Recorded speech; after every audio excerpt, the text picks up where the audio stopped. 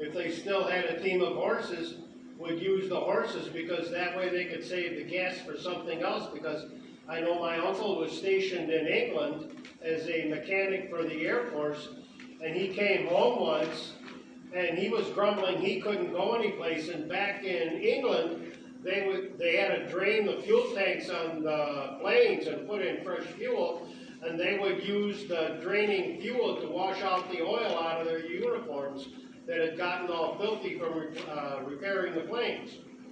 What was his name, Uncle? Louis Fall.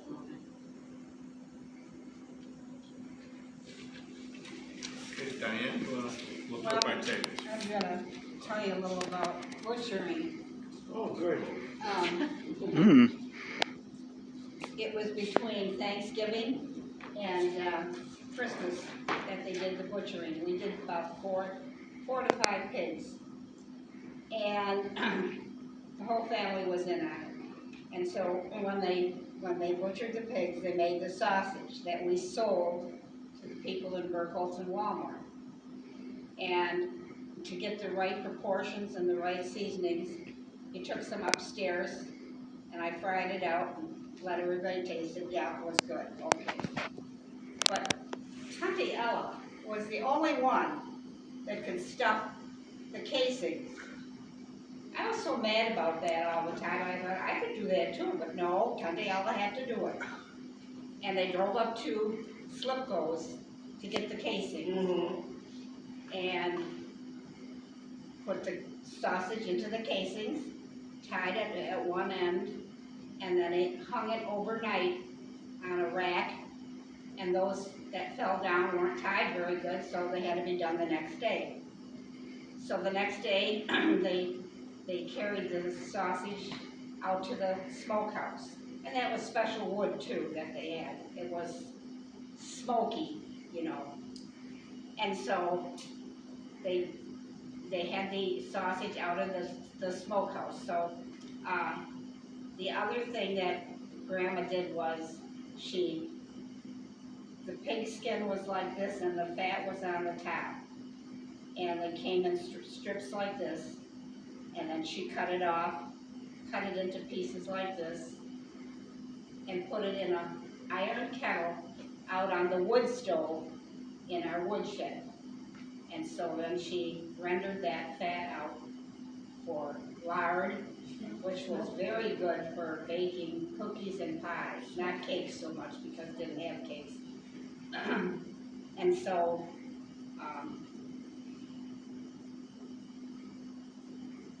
What was Grandma's name and Tante Ella? Tante Ella Mueller, you know, Okay.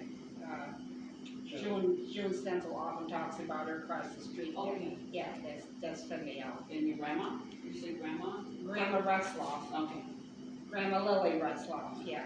So, and she also browned the smaller pieces of fresh pork, and then she canned it. That was like 4 hours of processing to cook that. The old saying is, nothing was wasted but the squeal. Oh, yeah. They used everything. That's right. Somehow we Yeah, should she go made on. all the liver sausage too that went with that. So, Did you use any of the actual intestines? yes, they did. Because I remember my grandma was I can just barely remember that she had an extra cook stove down in the basement. And Yep. that's where they didn't butcher their own pigs, they had them slaughtered somewhere, then they brought them home and cut them up. Yeah. And Grandma would cut the intestines into about this long, Yep. and then she boiled them in salt water, and then she turned it inside out to get it cleaned out, and that's how it was done. 'Cause I was just like, Yeah. I just barely remember it. So. And I remember my grandmother sitting at the kitchen sink, no running water, of course, it wasn't pumped, Yeah. and blowing them with her mouth inside out. Oh, okay. You had to blow them inside out. Yeah, I don't remember the particulars because I Yeah. was so little. Yeah. Yeah, and then later on, then they went to Slipco's and got the Blackmore, case. yeah. So, Well, what we're making, maybe they bought some, had to buy some anyway. You know, yes, If you were making enough to sell them. yeah, Grandma used to make them, and then she'd smoke them too, and that, I think the little building is still standing there. It was kind of at the edge of the the pen for the pigs in the summertime. And then she'd scrub it all down, and she had a little stove that she put in there with corn cobs and damp or apple wood Yeah. to get it or I something. don't remember that. But, Yeah, mhm. and she'd smoke it for about 2 weeks, I think. Yeah, it's about 2 weeks. And then you could just eat it the way it was. And then she also took ground up, like sausage meat, and she would make patties about like this and that thick. And she'd take maybe a 5-gallon crock and she'd put lard, and then a layer of patties, lard, patties, lard. We never did that. Yeah, But I and then remember you they'd cover saying it with newspaper and Yeah. put it in the back shed where it was cold. Yeah. out in the- Yeah. And then when she went to make supper, she'd just pull a couple out and throw them in the farm.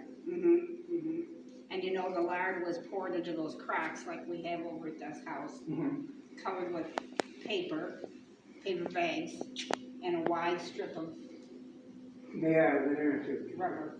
I remember, Diane, that we kids were not allowed in the kitchen when they rendered that because it was boiling hot. Yeah. We did this outside. Oh, outside. Outside, yes, and on the wood stove outside. Okay. That's right, okay. When my family, when the ladies would, make the lard, would fry out the fat, I can remember that Mom would always go to Wagner's and get at least a half a bushel of Cortland apples. Yeah, yeah. And they would put apples in there to help season And thyme. to help season the lard. And by the time she got done, she'd have a dish that was about this big and about half, 3/4 full of greasy apples that I would take out to the line fence. And I says, well, do you need that? And she goes, it gives the lard a nice flavor. Yeah. Also, I've read somewhere that the apple, Doris Mueller Wallaber. Yes, I know her. She gave me the skimmer that her mother used. It's in a house in Buffalo right now. But she was wondering about the apple too, and then somewhere I read that the apple also helps to clarify the lard, and the chip wouldn't like to fall down to the bottom, the hard stuff. So it must be flavoring, and then you put some thyme in the lard also? Ah. I don't know about Diane's family, but I know for our sausage press, there is a perforated container that fits in that they would put all the grain or the fried cracklings, and they would press every last bit out. Oh, I'm sure. In fact, the story they tell in my family, on the Bowles side of the family, is my grandfather and his youngest brother went up to Buffalo, and each one bought a sausage stuffer.